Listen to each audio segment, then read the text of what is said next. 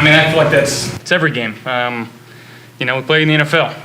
Every team we play is more than capable of winning each and every week.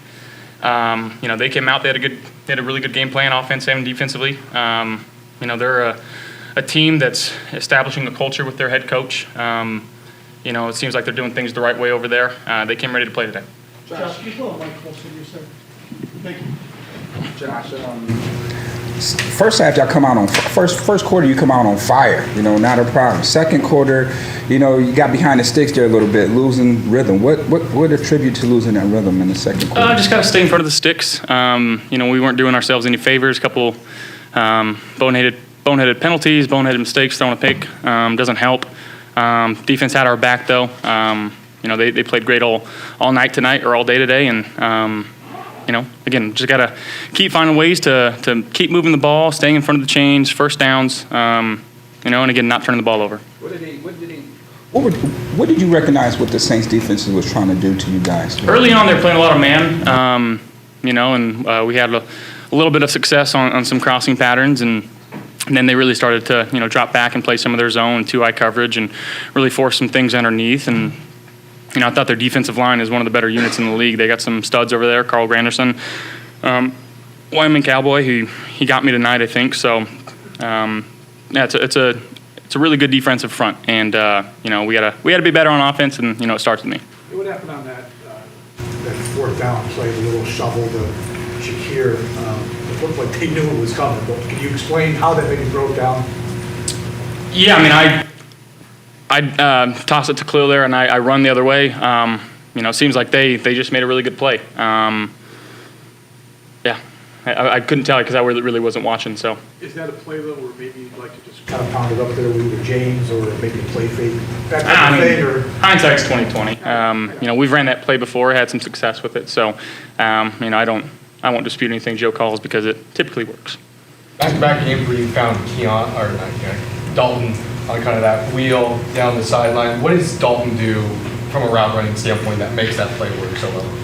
Well, I think it's his willingness to block. You know, a lot of the time today we were asking him to block for some of our, whether it be jet sweeps or outside throws to Khalil. And when defenders know that, they kind of have to pick their poison. They either run up and try to cover under what's behind Dalton and allowing him to stock block and go, or they play over the top and then I throw the check down. So it's his willingness to block that's getting, you know, giving defenses trouble because they don't really know what to do in those situations.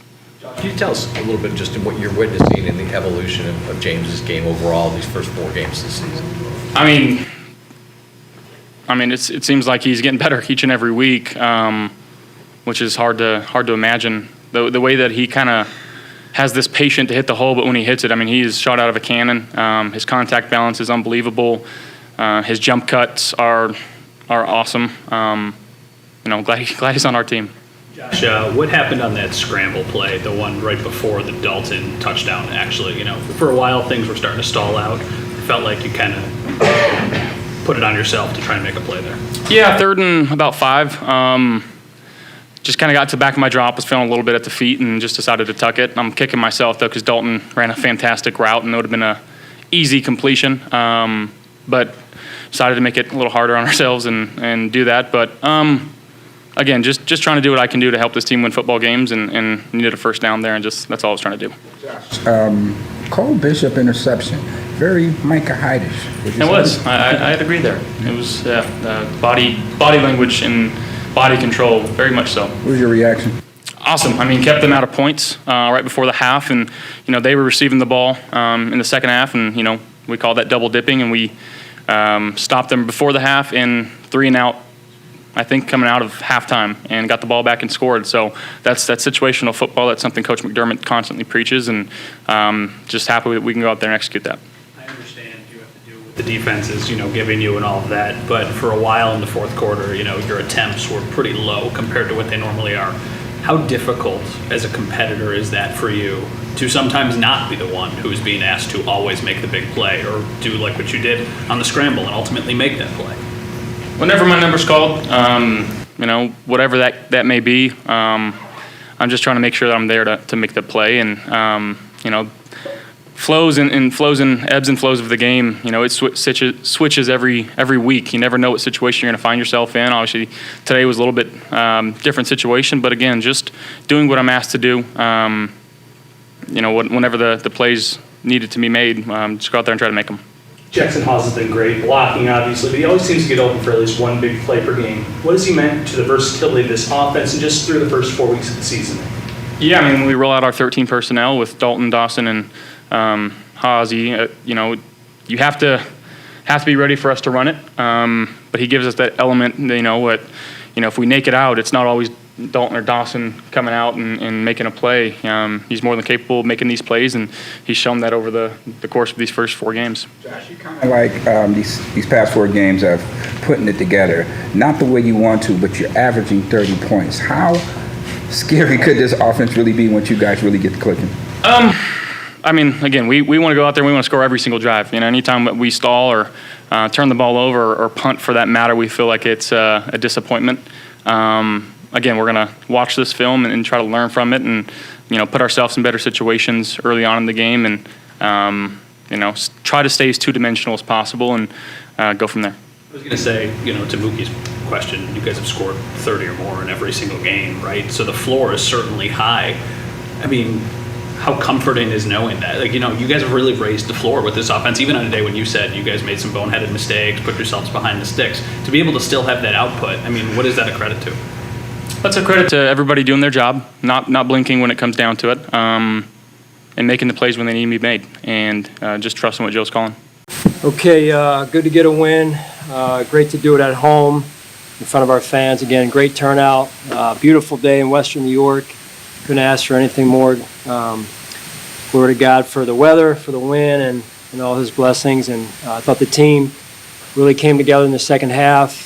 We weren't really playing complimentary brand of football in the first half, and came out in the second half with a little more energy and attitude. And I thought that showed on the first drive for defense, first drive for offense. Still a lot to work on. It was good to see James, break the record that he did, the franchise record, and I'm happy for him. There's a lot of hard work that's gone into that, not just from him, but for all those around him and O-line and all those involved, Coach Cromer, all the offensive coaches, to the work that they put in there. Brady, Coach Brady as well, and Coach Gund. And then Cole Bishop getting his first NFL interception. Great to see. He's worked hard, and he continues to grow every week. And I think that's it. So the time is yours. Coach, just care to talk about Cole Bishop in that play. How important and how impactful was that play? Kind of like Micah Hyde just a little bit. I kind of thought he was still out there, but just care to talk about his play. Well, it was a huge play in the game if you kind of really think about it big picture due to they're getting the ball after half. They're down there inside of, whatever it was, 2-3 minutes to play, maybe less. And, they score before half potentially. They come out with the ball after half, and now you're talking about a potentially 14 play or a 14-point situation there. So big time play, and it was, they ran a gadget there, and Colt did a great job sniffing it out. Reaction to the penalties, just the number of them that you guys took. Yeah, we own them, and we got to get them fixed. So, I'll take a hard look at them and make sure that we're teaching the right things and we're executing the right things technique-wise. You can't beat yourself. Operationally, with the timeouts, obviously you want all of them late. What went into those 2 moments when you had to kind of do that? So, starting on, we burned, I think another timeout. I believe it was in the first half. With the play clock running down, can't do that. You need timeouts. They're, like I've said before, they're gold at the end of the half, end of the game, and we got lucky. Quite honestly, we didn't have to use them because we didn't have any left. At the end of the game there. It was substitution based. They did some no huddle. One in particular, ball ended up on their sideline, which, when that happens, you're expecting to get someone stand over the ball. If the ball went out of bounds, in their coaching box, in the player's box there. So, anyway. But regardless, we've got to do a better job with our substitutions and managing those substitutions accordingly. That situation was 21-19. You're at midfield. You had 2nd and 4, and James comes off the field and you go run to Ray, run to Ty, and then the little flip. I mean, in that situation, thinking back, would you rather have James Cook on the field for one of those? Well, we got to go back and look at it. Obviously, it wasn't good enough, so we'll go back and evaluate that. How important was gap integrity coming out in that second half? It seems like they were doing a lot of multiple sets, some motions and shifts trying to get you off of your keys there. So what would you telling those guys at halftime, the importance of gap integrity? Yeah, well, we start every week with that, the importance of doing your 111th, doing your job. I thought overall, they came out trying to run the football on us and keep the game, let's call it close, and they did a good job of that. And, I thought we did a better job in the second half in some situations, but everything starts with gap integrity in the run game and doing your job, and then tackling. I didn't think we thought at times we could have tackled better than we did. So we go back and look at that as well and evaluate and try and grow from it. I think that's the important piece. Third downs were way better this go around, so that's a step in the right direction. And then closing the game out defensively was good to see us be able to get there with our front four.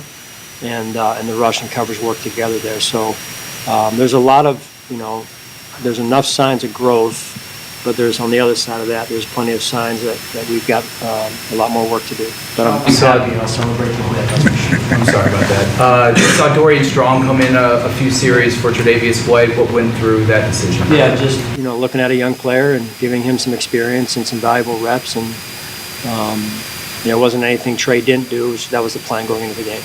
Decision to not have Cadre inactive, what went into that, and who you used on the returns, what went into that? Similar, just looking at different players, seeing how the roster, the game day roster looks with different players up, different players down, with the goal of making sure we have our best guys out there as we head down the road here. Walker and Phillips, that tandem, how impressive were you to see those two guys out there at the same time? Yeah, two big guys. It was good to have Jordan up for this game, and he brings some things. He brings an edge to our defense. He loves to play, plays with an edge. Sean, your 90th win, how does it, when especially a tough game like today, how does that feel to hit that, continue to move up the win totals and the overall? Yeah, what a blessing. What a blessing. Got a great staff around me through the years. Really great players around me, and you can't do this job by yourself.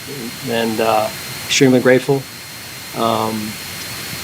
Grateful to God, grateful for all those who have helped me over the years. And like I said, it's a true team effort. So trust me, I wasn't thinking about trying to get 90 during the game. That was a hard game, and we knew it was going to be tough. They're all tough. So, but I'm extremely grateful and grateful to the fans too, because a lot of those wins have happened at home. So they played a big part in it. Putting up 30 points and you, like you just mentioned, there's room for growth and you're hitting your stride. How scary could this team really be when things really start to click and come mid-season? Well, we'll see. I don't think we really know, Mookie, yet. We'll see. It's a week-to-week league. It's a hard league to win. So you celebrate every win and you learn. You learn from the wins. You learn from the ones that don't work out the way that you hope they work out. Right, Vic? You've been in this league a long time, a lot of you guys, right? And it's not easy. It's not easy. So it's good to get a 1 o'clock home win and a beautiful Sunday afternoon. And I'm going to go home and watch somebody else sweat it out a little bit here. So, all right. Good. Josh on that final scoring drive at the throw to Dalton, obviously the run beforehand. Yeah, the will to win. At halftime, I could tell he just had that look in his eye, and he's just got an incredible will to win and spirit about him, and I love it, absolutely love it. And when he made that scramble run, I think on one of those drives, and he just, when he raises his level of play, it's like, okay, boys, they raised their level of play, and they knew what time it was. And again, I should have credit when I started. The second half running game was legit. It really was. Coach Cromer, Coach Gunn, Joe calling those down them up, and the O-line, all involved in the running game. Did a phenomenal job. I think in the first half we had close to 60 yards, and to end with 165 is very impressive. That adjustment, I thought the staff overall did a great job of communicating and making the adjustments we had to make to pull the game out.